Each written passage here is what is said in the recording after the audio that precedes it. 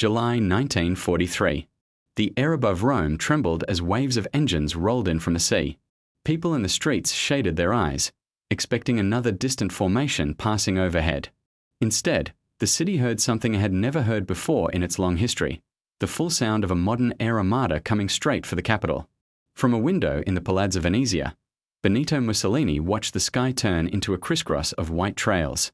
Somewhere beyond the roofs and domes, American crews opened their bomb bays. A few heartbeats later, the first blasts rippled through the San Lorenzo district. The floor under Mussolini's feet gave a slight shudder, the glass in the frames trembled, and a tall column of smoke began to rise in the distance. Reports arrived almost immediately. Railway yards hit. Whole blocks damaged. Hundreds of civilians caught in the impact. The Basilica of San Lorenzo hurt. Staff officers spoke in the efficient, neutral tone they reserved for bad news, the kind that could not be softened.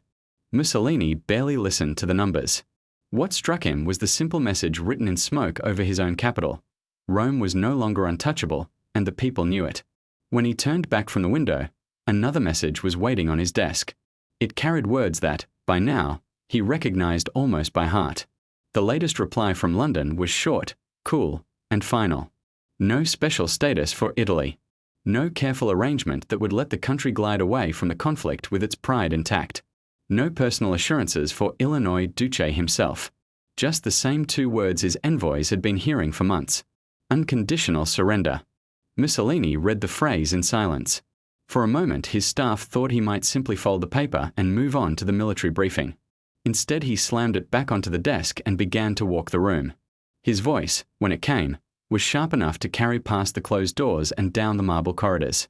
He called Winston Churchill reckless and obsessed. He said the British leader cared more about humiliating Italy than about saving lives in the Mediterranean. He demanded to know, aloud, why London could not see the obvious, that a friendly Italy, turned against Germany, would be more useful than a ruined one. And each time he circled back to the same phrase on the page, his tone hardened. They insist on this, he said, tapping the words. On this, and nothing else.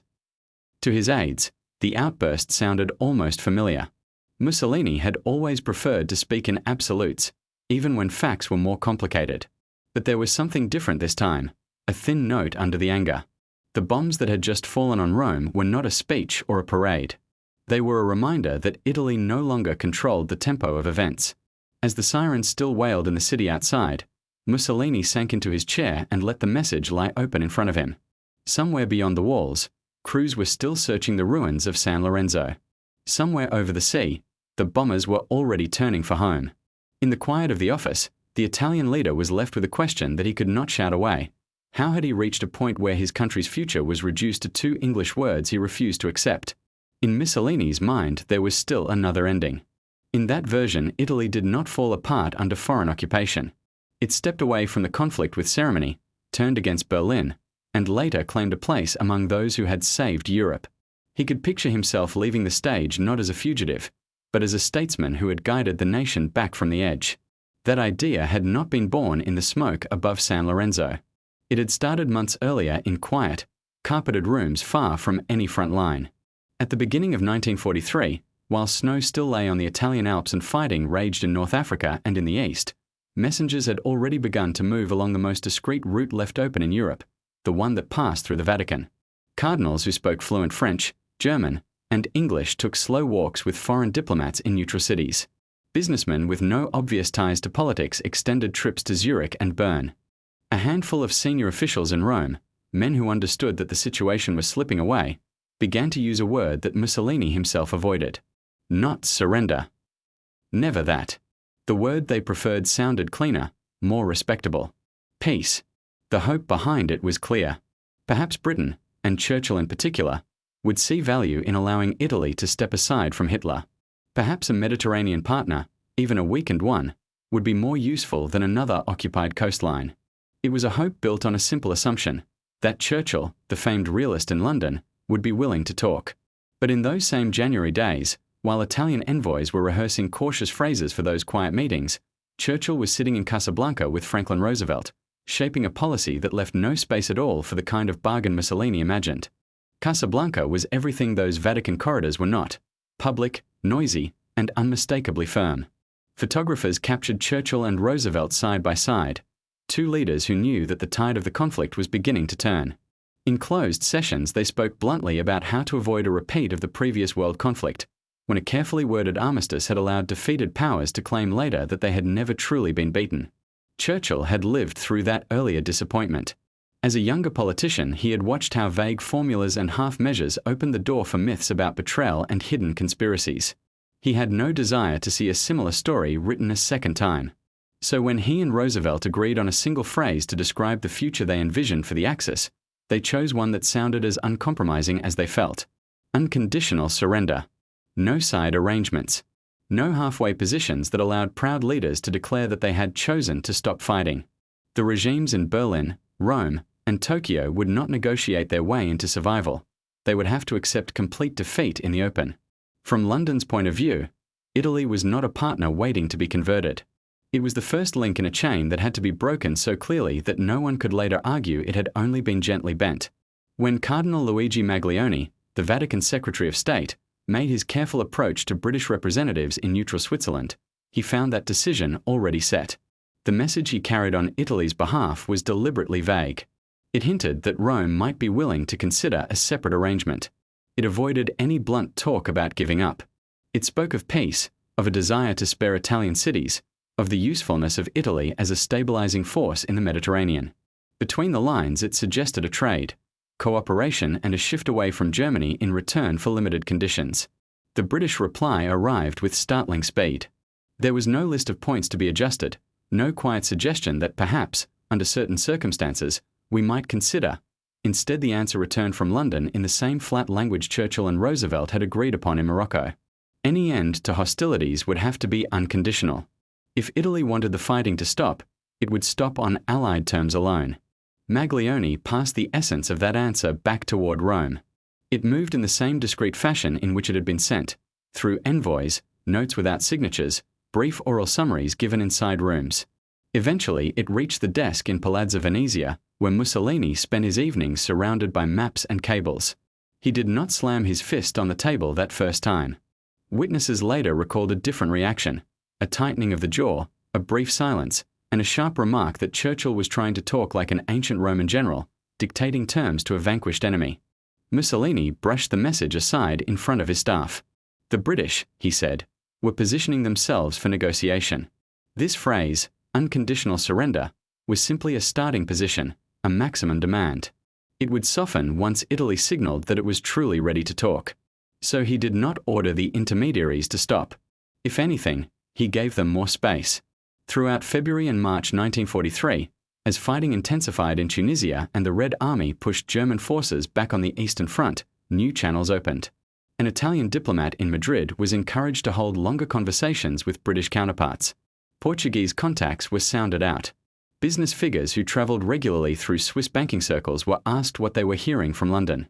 What came back, again and again, was not softening. Sometimes there was no answer at all. Sometimes there was a polite, indirect reminder of the Allied policy announced at Casablanca. Occasionally, there were hints from British intelligence officers that Rome was overestimating its value. Italy, they said privately, was not a prize to be bid for. It was a liability that would have to be dealt with sooner or later. Each time these messages filtered back to Mussolini. His frustration grew a little sharper. He complained that London misunderstood Italy's place in Europe. He argued that Churchill, the supposed realist, was letting pride push him toward unnecessary losses. He insisted that any truly wise British leader would recognize what he, Mussolini, was offering, a way to weaken Germany without a costly invasion of the peninsula itself. Yet underneath all those complaints lay a harder truth, one that Churchill could see from his map tables far better than Mussolini wished to from his. Italy's bargaining position was eroding day by day. North Africa was turning from a distant theatre into a zone where Italian formations were being pushed back, their ships and vehicles lost faster than industry could replace them. Every week that passed made it less likely that Italy could present itself as a useful partner in a new Mediterranean order. In Rome, however, Illinois Duce preferred to frame events differently. On balconies and in grand halls he still spoke the language of determination. He promised future victories and insisted that the Italian people had the strength to endure. In quieter rooms, with only trusted figures present, he allowed himself a different tone. There he returned to Churchill's phrase, turning it over and over, convinced that somewhere within it there had to be a hidden opening. He was still certain, in those early months of 1943, that Churchill would eventually talk. He had not yet understood that the British leader had already decided that some doors, once closed, would not be opened again. To understand why Churchill kept that door shut, you have to step for a moment into his perspective. In London, Italy did not appear as a tragic partner trapped in an unfortunate alliance. It looked like a state that had chosen, loudly and proudly, to align itself with Hitler when the outcome still seemed undecided. Mussolini had marched into Ethiopia, into Albania, and into a war against Britain while speaking of empire and revival. The British public had heard his radio speeches long before they heard his complaints about being cornered. Churchill also knew how fragile public support for a long struggle could be. Britain had endured years of rationing, aerial bombardment, and nightly blackout. Asking his citizens to continue would be easier if the end result looked clear. If, at the conclusion, they could point to regimes that had not simply stepped aside but had been removed so obviously that no one could pretend they had survived in some disguised form. There was another calculation, more technical but just as important. Any compromise with Mussolini would echo across Europe. If Italy was granted careful conditions, why not Hungary, or Romania, or any other state that had tied its fate to Berlin? Sooner or later, someone in Germany itself might try to present a limited peace that left parts of the old order intact. From Churchill's point of view, that path led straight back to the diplomatic fog of the previous generation, where resentment and revisionism grew in the gaps left by vague treaties. So the phrase unconditional surrender was not just a slogan. It was a line drawn across the map of Europe. On one side stood governments that would be allowed to continue after the conflict, reformed or reshaped but fundamentally recognized. On the other stood those that would have to step down completely. Mussolini's Rome, in Churchill's mind, belonged firmly in the second category. This did not mean Britain ignored what Italian envoys were doing. Intelligence services read reports of Vatican contacts and hints from Madrid and Lisbon. Analysts noted that some Italian officials were clearly testing the water, wondering what might happen if Rome signaled a desire to step aside. But every time the question reached the level where policy was discussed, Churchill gave the same answer. Italy might one day be part of a peaceful Mediterranean again. It might even become a partner against future dangers. Yet it would not keep its regime, its dignity, and its influence by out-talking London while its armies were crumbling. Meanwhile, Mussolini's own circle interpreted the British stance through their leader's personality. Many of them had built their careers on reading his moods, trying to tell him what he wanted to hear without crossing into obvious flattery. When he argued that Churchill was bluffing, that the British Prime Minister would eventually realise that an Italian switch of sides was a valuable prize, few dared to contradict him directly. Some did not need to. They simply kept the channels open, hoping that something, somewhere, would shift. In Swiss hotels, they chose neutral phrases and spoke them slowly, watching the faces of their British counterparts. In Madrid, they emphasized the monarchy, hinting that the king might be ready to play a more active role if given the right assurances. In Lisbon, they talked about harbours, airfields, and the advantage of having the Italian navy on the right side of the line. The responses were consistent. Britain was willing to listen, but not to trade away the central demand.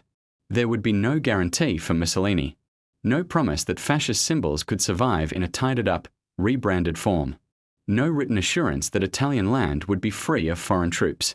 Those questions could be discussed only after one act had taken place, a clear, public acceptance that Italy was no longer a belligerent and that the Allies were in charge.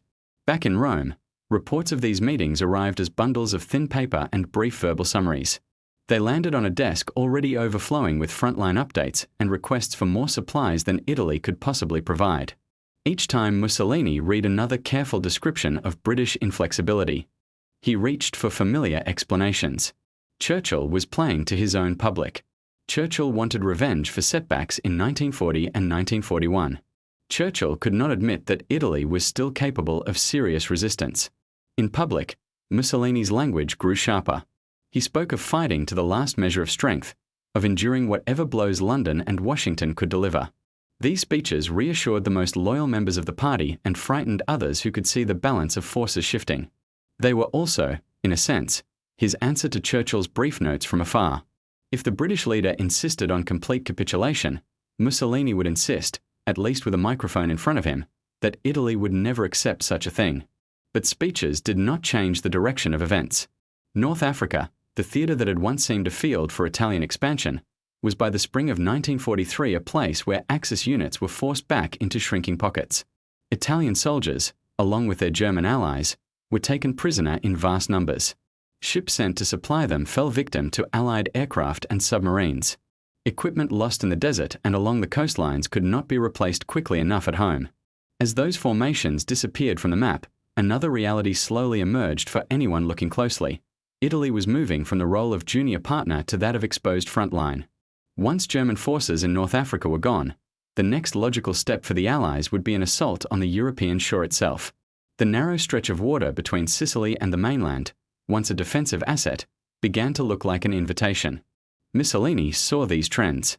He was not blind to reports from his generals or the assessments of his own staff.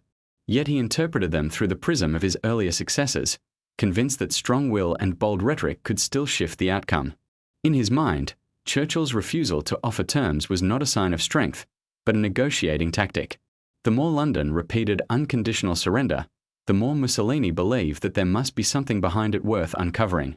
By the time the last Axis positions in Tunisia were overrun in May, that belief was becoming a lonely one. Reports from the African theatre showed more than formations being captured. They showed an entire concept unraveling. Italy had invested heavily in that front, not just in equipment but in prestige. Now, Italian soldiers were being marched away to distant camps, and the country's stock of armoured vehicles, guns, and aircraft had been thinned to an extent that no optimistic speech could disguise. This was the backdrop for a new, more formal attempt to reach London. The tone shifted. Instead of hints passed through churchmen and businessmen, Rome tried an approach that sounded closer to a structured proposal. The Italian ambassador in Spain, a man with long experience in balancing words carefully, was instructed to establish discreet contact with British representatives. He was given a more direct script than his predecessors. Italy, he suggested, was ready to step back from the conflict. The current leadership could resign. A different cabinet could take responsibility for a new course. Italian territory and ports could be opened to Allied logistical needs.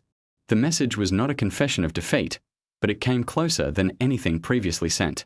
Between each line lay the same hope, that by showing willingness to change governments and policies, Italy would earn some room to negotiate. The reply did not match those hopes. It arrived through the British Foreign Secretary, Anthony Eden, who had discussed the matter with Churchill before allowing any words to travel back. The ambassador listened in a quiet room as Eden's representative read London's position. Britain, the message said, did not intend to interfere with Italy's internal arrangements. It would work with whatever government was in place once the conflict ended. But the nature of that end had already been defined. If Italy wanted the fighting to stop, it would have to accept the Allied formula without conditions. For the ambassador, the meaning was clear. Rome could replace Mussolini or keep him. It could rally around the king or experiment with some other arrangement. None of that would change the basic requirement. Britain would not trade better terms in exchange for a new face in the Italian cabinet. The policy announced at Casablanca applied regardless of who signed the documents. When this answer reached Mussolini, his response combined indignation with disbelief. He gathered senior figures in the Palazzo Venezia and described Britain's reply in his own tone. According to those present, he spoke at length about British arrogance, about a refusal to recognize Italy's potential value as a partner against Germany, about a supposed desire in London to erase all memory of Italian influence in the Mediterranean. He warned them that Churchill would rather see Italian soil under foreign boots than treat Rome as a serious counterpart. Yet some of the men in that room had access to the same military reports as their leader, and they drew a different conclusion. If Britain felt no need to offer terms, it was because the situation on the ground increasingly allowed it. The last Axis units in Africa had fallen silent. Allied shipping could move more freely. Airfields in North Africa offered launch points for attacks that would once have required risky flights from distant bases. Italy's geographical position, so often described in speeches as an advantage, now placed it squarely in the path of whatever came next. Within the fascist hierarchy, quiet conversations began to diverge from public proclamations. A few senior members of the Grand Council, the body that had once served mainly to confirm Mussolini's decisions, now looked at the numbers and wondered how much longer the country could absorb punishment. They did not yet speak openly of removing Illinois Duce, but they had stopped assuming that his instincts were infallible. Mussolini, however, remained locked on the idea that time would eventually favor some kind of arrangement. He told close associates that Churchill was overplaying his hand. Britain, he argued, could not seriously contemplate a full-scale amphibious operation against the Italian mainland or its large islands. The risks, the casualties, the strain on shipping, all of these, in his view, made an invasion an unlikely option. London, he said, would eventually seek a shortcut, and that shortcut would pass through him. The next few weeks put that argument to the harshest possible test. While Italian diplomats probed for signals of flexibility, Allied staff officers were finalizing plans for a landing on Sicily. Naval units, transport craft, and airborne formations were being assembled on the North African coast. Maps of Sicilian beaches and towns were pinned to planning room walls in places Mussolini would never see. He had counted on Churchill to blink at the cost of invasion. Instead, Churchill had chosen invasion precisely to show that no bargain was necessary. On July 10, 1943, that choice came ashore. An immense armada moved out across the water towards Sicily under cover of darkness and early light. When the first Allied units stepped onto Italian soil, they faced not the fierce, organized resistance Mussolini had promised in speeches, but a defense spread thinly along the coast. Many of the local formations were made up of older reservists using outdated equipment. Some positions offered brief resistance before falling back. Others broke almost at first contact, their members unprepared for the scale and intensity of the assault. The inland advance was not simple. Terrain and weather created their own obstacles, and Axis forces, especially German units rushed to the island, fought hard in many sectors. Yet compared with the picture Mussolini had drawn for his followers, a peninsula bristling with unshakable resolve, the reality on Sicily felt very different. The landing demonstrated, in a matter of days, that the Allies were not bluffing. They were willing to put their forces on Italian ground and push forward step by step. In Rome, the news arrived as a stream of updates that left little room for optimistic interpretation. Ports on Sicily had changed hands, airfields had been seized, and Allied aircraft now had closer launch points from which to reach the mainland. Each report chipped away at the logic behind Mussolini's earlier assumption that the sheer difficulty of invasion would force Britain to talk. The invasion was happening, and the British leader still had not altered a single word of his chosen formula. The reaction inside the Italian state apparatus to the Sicilian landings was swift and uneven. In some offices there was genuine shock, in others, a sense of grim confirmation. Intelligence officers who had watched Allied preparations through intercepted signals and scattered reports now saw their reading of the situation confirmed. Members of the General Staff who had warned about thin coastal defences found little comfort in being proven right. For Mussolini, the invasion triggered a new wave of urgent messages. Italian military intelligence, which still maintained contacts in Switzerland, was told to reach out again. This time the tone was stripped of indirect language. Italian representatives made it plain that their country was ready to cease hostilities. They sketched out a scenario in which Italian forces would stand down, harbour facilities would be open to Allied use, and Italian territory would no longer serve as a base for German operations. But even in this more direct form, the requests carried conditions. The Italian monarchy wanted assurances that the king could remain on the throne. The officer corps wanted clarity that its members would not automatically be labelled as criminals. Political leaders wanted some guarantee that Italy would not be divided or permanently occupied. These were not minor details. For many in Rome, they were central questions, the difference between a managed transition and a complete loss of standing. The answer delivered through Allied channels in Switzerland maintained the established pattern. The representatives listened, took notes, and then conveyed the unchanged position from their governments. The terms Italy was seeking could be discussed only after one decision was made and announced. Until Italy agreed to accept the Allied demand without preconditions, no separate assurances would be offered. When the intelligence officers returned to Rome with this report, they carried more than a set of sentences from foreign capitals. They brought back the weight of a realization. The other side saw no need to offer Italy a special pathway out. The war, from the Allied point of view, had moved into a phase where time and momentum favored them. The strategic value of Italy's cooperation was no longer what Mussolini imagined. Geography still mattered, but control of that geography could be achieved by landing troops rather than by crafting a delicate agreement. The Italian leader's response to this latest message was familiar in shape but changed in tone. In his office, he paced and raised his voice, declaring that Churchill intended to degrade Italy in front of the world, that Britain sought not just victory but humiliation for a former rival. He spoke of London's desire to erase the memory of British setbacks in the early stages of the conflict by turning Italy into a cautionary tale. Those present could hear the anger. What they also heard, perhaps for the first time so clearly, was a kind of fatigue behind it. Outside the palazzo, events were beginning to speak in a language no political leader could fully control. On July 19th, American bombers appeared over Rome itself and released their payloads on the San Lorenzo rail yards and surrounding districts. The strikes were intended to disrupt transport and logistics, but the impact on the population went far beyond tracks and warehouses. Buildings collapsed, streets filled with dust and debris, and the sense that the capital had been insulated from direct harm evaporated in a single day. Mussolini visited the damaged areas soon after. He walked past shattered walls and lines of residents waiting for news of missing relatives. Unlike earlier appearances, there were no orchestrated displays of enthusiasm.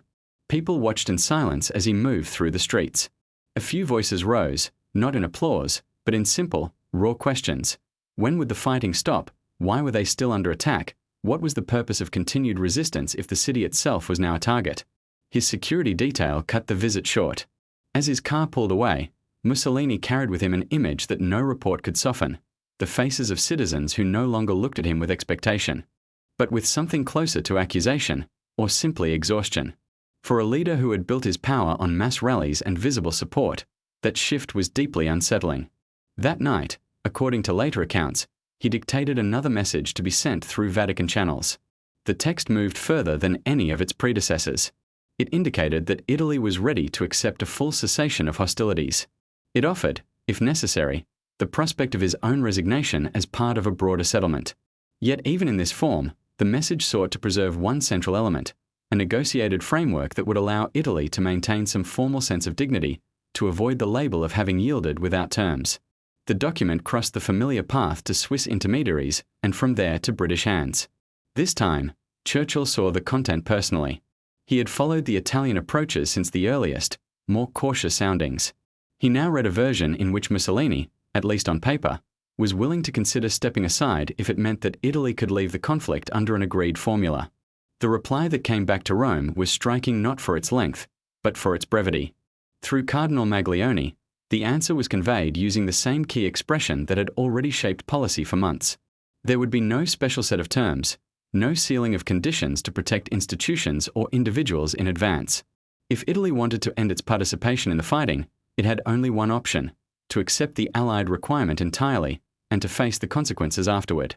For those around Mussolini, this final rebuff through Vatican channels closed off a path they had hoped might spare the country at least some turmoil. For Mussolini himself, it became a focal point. He returned to it repeatedly, in conversation and later in writing, puzzled and frustrated that the man in London had declined what he saw as a chance to reshape the Mediterranean balance with relatively little additional strain. Inside Italy's ruling circle, however, more and more figures were drawing a different conclusion. They no longer saw Churchill's decision as a personal rejection. They saw it as a sign that the rest of the world now considered Mussolini's role effectively finished. As July moved toward its final week, that sense of an ending began to crystallize at the very heart of Mussolini's own system. The Grand Council of Fascism, which had for years largely echoed Illinois Duce's will, was summoned to meet on the evening of July 24th. Officially, the agenda concerned the state of the war and the measures needed to intensify resistance. Informally, many of those expected to attend already knew that this gathering would be different. They arrived at the Palazzo Venezia under summer heat, some after having read the latest reports from Sicily, others carrying their private doubts about the viability of continuing on the current course. The room in which they assembled had seen countless declarations of confidence in the past. That night, it would host something closer to an airing of accumulated unease. Mussolini opened the session with a long address. He spoke about loyalty, about foreign plots, about the courage he expected from the Italian population. He revisited his familiar themes: the supposed obstinacy of Britain, the failure of allies to provide enough support, the need for firmness in the face of adversity. Churchill appeared in this narrative as a single, stubborn obstacle to reason, a man who refused every chance to spare Italy further suffering. 4 hours, the council listened. Some members still believed in him personally and nodded along. Others watched with an inward distance, comparing his words to the facts they knew: the bomb cities, the stretched supply lines, the faltering defense in Sicily. They were acutely aware that each attempt to obtain conditions from London had brought back the same unchanging answer. For them, the problem was no longer Churchill's stiffness. It was the Italian leader's refusal to adapt to that reality. When Mussolini finally concluded, the room did not simply break into applause and adjourn, as it often had in earlier years. Instead, Dino Grandi, one of the most prominent figures of the movement's early days, rose and requested the floor. In carefully chosen language, he presented a motion that, on the surface, dealt with constitutional order, a proposal to restore full command of the armed forces to King Victor Emmanuel III. The text avoided direct accusations. It did not name Mussolini as a cause of the current problems. It framed itself as a return to traditional structures in a time of crisis. Yet everyone in the room understood its significance. If the king regained formal control over the military, Mussolini's role as supreme war leader would be effectively curtailed. It was, in essence, a vote on whether Illinois Duce still enjoyed the confidence required to guide Italy through the storm. Debate followed. Supporters of the motion pointed to battlefield setbacks, to civilian hardship, and to the failure of repeated attempts to secure terms from the Allies. They argued that continued reliance on Mussolini's strategy would bring not an honourable exit, but deeper devastation. Opponents warned that any sign of internal division would embolden enemies and weaken Italy's negotiating position. They insisted that unity behind the leader was the only way to face the demands of Churchill and his partners. The discussion stretched late into the night. At around 3 a.m, the council finally voted. 19 members supported Grandi's motion. 7 opposed it. 2 abstained. The numbers made clear that a majority of the regime's own elite no longer trusted Mussolini to find a path forward, with or without Churchill's cooperation. Those present later recalled the silence that followed the announcement. Mussolini, who had dominated Italian politics for 2 decades, looked around at men he had promoted and protected. Some met his gaze, others lowered their eyes. He said little. After a pause, he ended the session and left the chamber. If he hoped to reverse the decision the next day by appealing to the king or by using his remaining influence, he would have only a few hours in which to try. On the afternoon of July 25th, Mussolini was summoned to meet Victor Emmanuel at the royal residence. The conversation between monarch and prime minister was brief but decisive. The king informed him that a new government would be formed under Marshal Pietro Badoglio, and that his presence in office was no longer required. For his own security, the king added, Mussolini should accompany the officers waiting outside. What followed marked a complete reversal of roles. For years, Mussolini had moved surrounded by protective details, issuing instructions and expecting obedience. Now he was escorted not as a leader but as a person in custody. He was taken away, first to one secure location, then another, as the authorities tried to keep his whereabouts concealed. Eventually, he would be placed in a remote mountain site, far from the centres of decision-making he had once controlled. In those first hours after his removal, Italy's internal machinery moved quickly. Badoglio publicly announced that the country would continue the war on the Axis side, even as his government opened channels to the Allies in search of a way out. Celebrations and demonstrations erupted in several cities, not in favour of any new leader, but in relief at the departure of the old one. The portrait of Mussolini that had hung in countless offices and public spaces suddenly looked like a relic from another era. For Mussolini himself, the transition was staggering. Within days, he went from discussing policy and complaining about Churchill to sitting in guarded rooms with only a limited view of the outside world. Newspapers and radio bulletins reaching him were filtered. Conversations with guards and officials became one of his few sources of information. In this narrowed environment, his thoughts returned again and again to the missed opportunities he believed he had offered to Britain. He wrote notes, reflections, and letters in which Churchill's name appeared frequently. In Mussolini's interpretation, the British leader had turned down a reasonable chance to shape a different outcome. He saw himself as someone who had been prepared to step aside or to redirect his country's course, only to be met with a blanket refusal. The demand for unconditional surrender, which Churchill viewed as a tool for clarity, appeared to Mussolini as a rigid barrier that had prevented Italy from finding a less painful exit. As August began, those personal reflections took shape alongside new developments beyond his control. The Badoglio government, operating under its own constraints, tried to secure better terms from the Allies than the simple formula that had been offered before. In this second phase of Italian diplomacy, the same core question re-emerged. Would Churchill and his partners accept any arrangement that allowed Italy to claim a special status in the post-war settlement? The new authorities in Rome approached that question with urgency. They were determined to avoid the appearance of simply picking up where Mussolini's envoys had left off, yet the underlying aim was similar: to prevent Italy from being treated solely as a defeated party. Badoglio and his advisors hoped to reposition the country as a potential partner against Germany, a state that, having removed its previous leader, might be seen as changing sides rather than simply being overcome. Messages went out through multiple routes.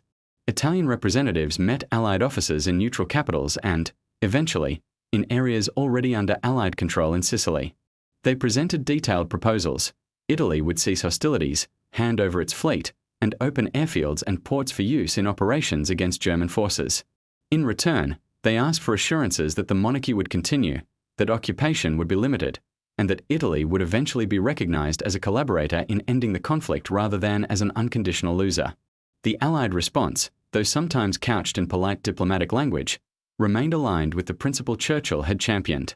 Military and political leaders on the Allied side listened to the Italian requests, then pointed back to the basic requirement.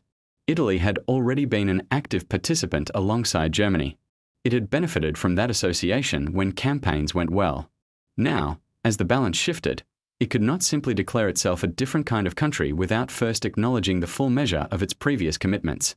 In early September 1943, after weeks of discussion with no significant movement on the central issue, Italian representatives signed an armistice document in Sicily. The text did not prominently feature the phrase that had shaped so much of Churchill's thinking, but in substance it reflected the same reality. Italy agreed to stop fighting the Allies, to accept Allied presence on its territory, and to place its naval forces under Allied direction. The details would be developed further, yet the key point was already clear. The Allies, not Italy, would frame the next phase. The armistice was kept secret for several days while Allied forces prepared to land on the mainland near Salerno. On September 8th, General Dwight Eisenhower announced it by radio. Listeners in Italy heard, from a foreign voice, that their country had reached an agreement to lay down arms. For many civilians, exhausted by bombardment and shortages, the news brought spontaneous demonstrations of relief. For large segments of the military, the announcement produced confusion. Units in the field and at sea received only partial instructions, leading some to surrender to Allied forces, others to be disarmed by German formations, and still others to fragment.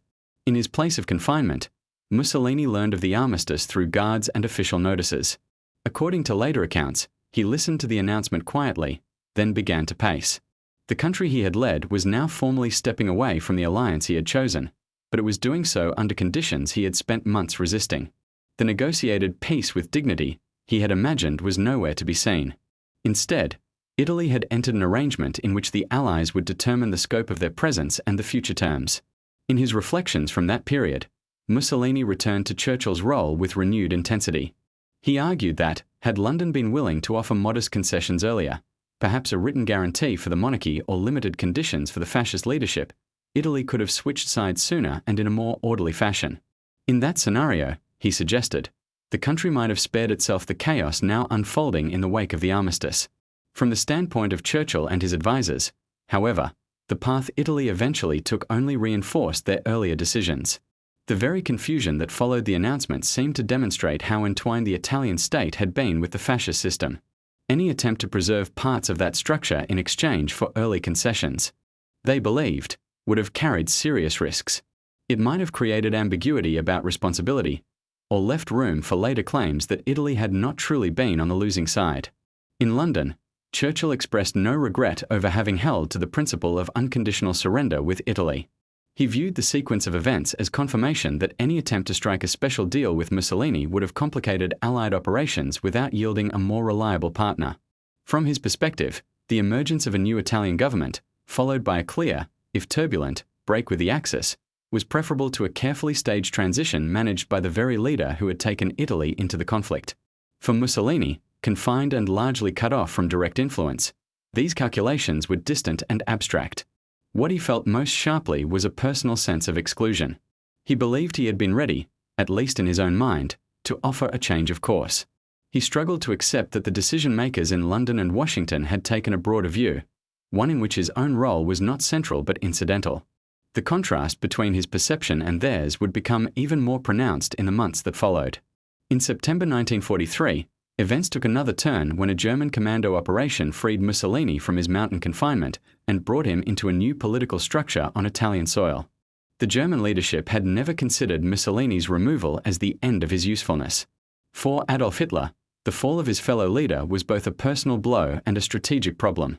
A change of government in Rome risked weakening German control over northern and central Italy, and it threatened to open a corridor for Allied advances that could reach the southern borders of Germany itself. Restoring Mussolini to a visible position, even in a reduced form, appeared as a way to stabilize the situation and to maintain at least a nominal Italian partner. In mid-September, German forces carried out a high-profile mission to retrieve Mussolini from his mountain location.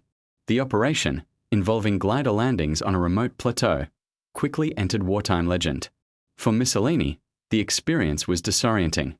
One day he was a guarded figure in isolation. The next he was being flown to meet Hitler and informed that he would head a new entity, the Italian Social Republic, based in the town of Salo on Lake Garda. This new state, operating in the northern part of the country under German protection, had limited autonomy. It depended heavily on German troops for security and on German decisions for major policies. Mussolini nonetheless attempted to present it as a continuation and renewal of his earlier project. He gave radio addresses describing a rebirth of principles, a return to the pure form of his movement, and a determination to resist both the new government in Rome and the advancing Allies. Behind the scenes, however, the reality of his situation was unmistakable. The territory under his administrative reach was shrinking as Allied forces moved north and as local resistance groups grew more active. Government structures in Salo were under constant German oversight. Decisions on military matters were subject to German approval. Mussolini, who had once reveled in the image of being the prime mover of Italian politics, now found himself issuing orders that often reflected priorities set in Berlin. During this period, his thoughts about Churchill and the rejected surrender terms did not disappear. If anything, they formed a recurring thread in his private conversations and writings. He spoke of missed chances, of a moment when, in his view, Italy could have offered its strategic position to the Allies in exchange for moderated conditions. He reiterated his belief that Churchill had chosen to ignore those opportunities out of a desire to prove a point, both to his own citizens and to the world. From his new seat in northern Italy, Mussolini also watched, as far as information allowed, the unfolding of the campaign across the peninsula. Cities and towns became battlegrounds or strategic objectives for advancing forces. Civilians experienced further hardship as front lines shifted and as supply systems struggled. For a leader who had once hoped to keep the conflict away from Italy's core, the transformation of his country into a series of contested zones was a bitter confirmation of how far events had slipped beyond his control. In public addresses from Salo, he framed these developments as the outcome of betrayal by the king, by the Badoglio government, and by elements of the elite who had turned against him. The role of Churchill and the Allies appeared in these speeches as part of a wider pattern of hostility toward Italy. Privately, though, his focus remained more narrow. He returned often to the notion that, had his earlier overtures been met with even limited flexibility, much of what was happening might have been avoided. Meanwhile, outside the orbit of his new administration, historians and observers were already beginning to assemble their own interpretations. Allied leaders saw Mussolini's presence in Salo primarily as a German instrument, a way to give a veneer of Italian legitimacy to continued resistance in the north. Italian citizens living under the Social Republic's authority often perceived the regime less as a national government and more as an extension of occupation, regardless of the flags and symbols it displayed.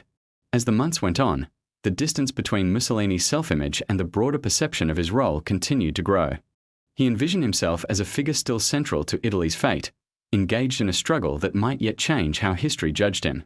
Many of his contemporaries, both inside and outside the country, had already come to see him as a leader whose decisive moment had passed, and whose remaining actions took place within a narrow, externally defined framework.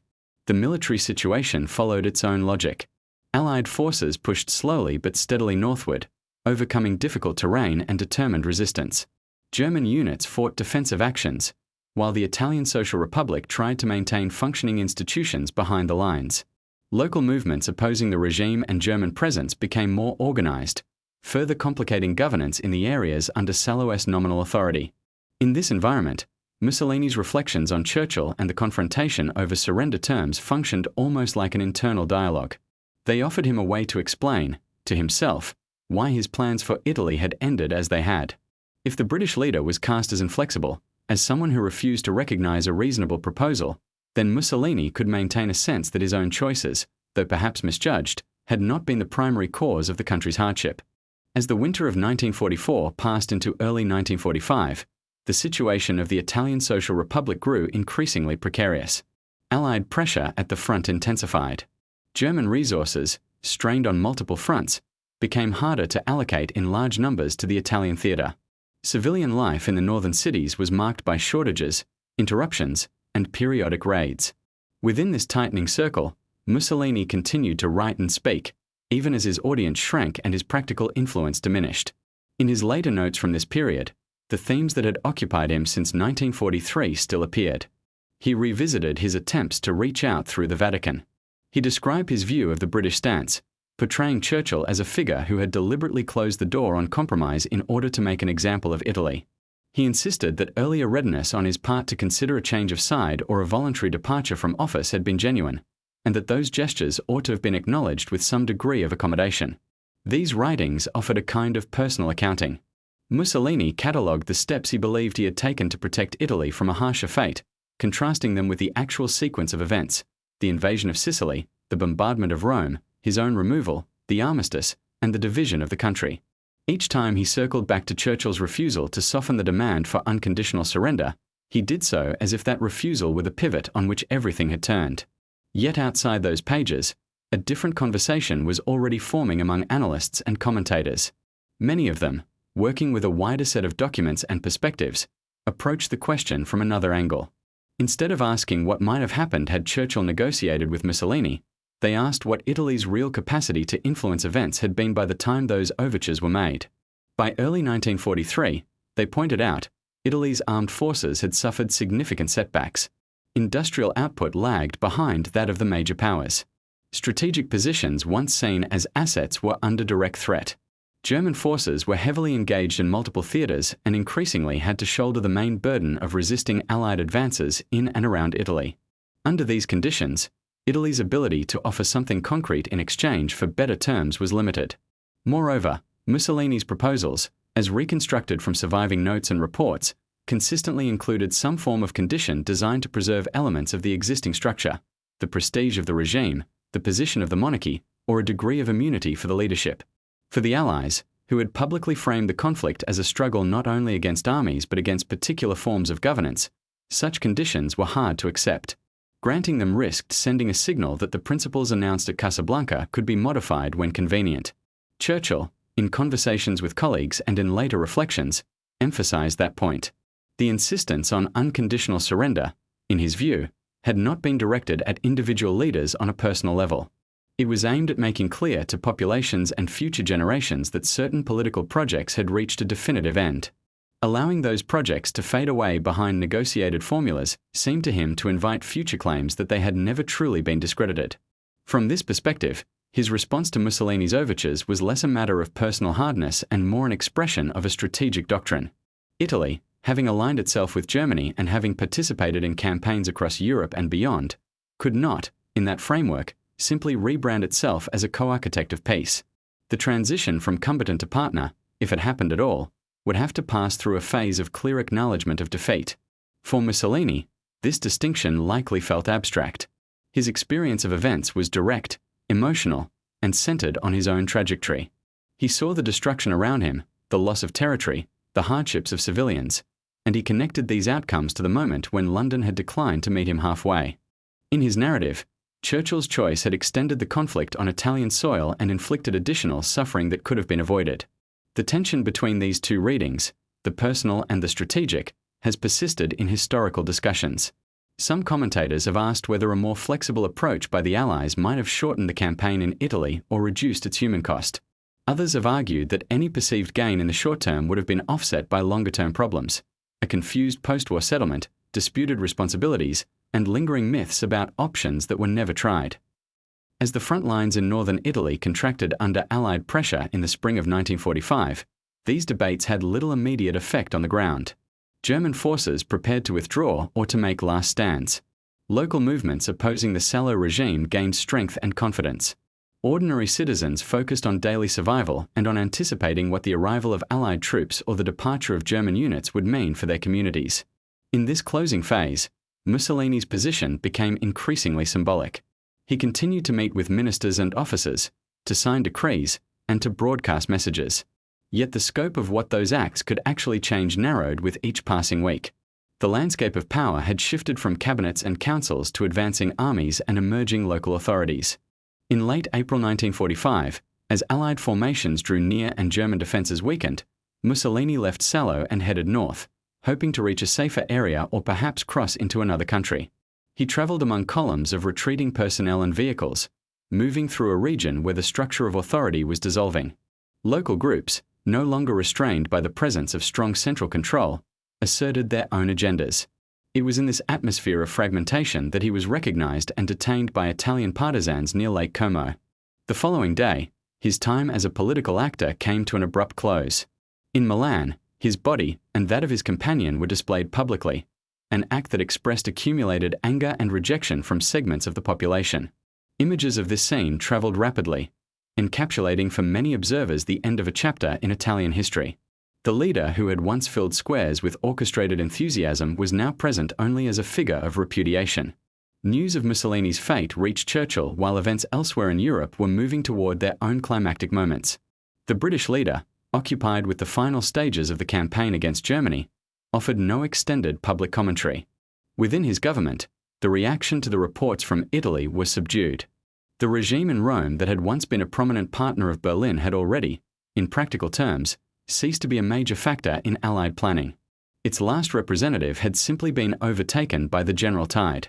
In the years that followed, scholars and analysts revisited the question implicit in the title often given to this story: what Mussolini said when Churchill rejected Italy's surrender terms, and what that exchange ultimately reveals. The surviving documents include records of Italian approaches, Allied responses, and personal writings by both leaders. Together, they sketch a picture of two very different perspectives intersecting at a moment of global crisis.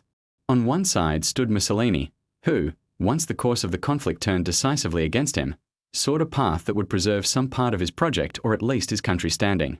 His words, when he heard unconditional surrender, combined anger, incredulity, and a kind of pleading logic.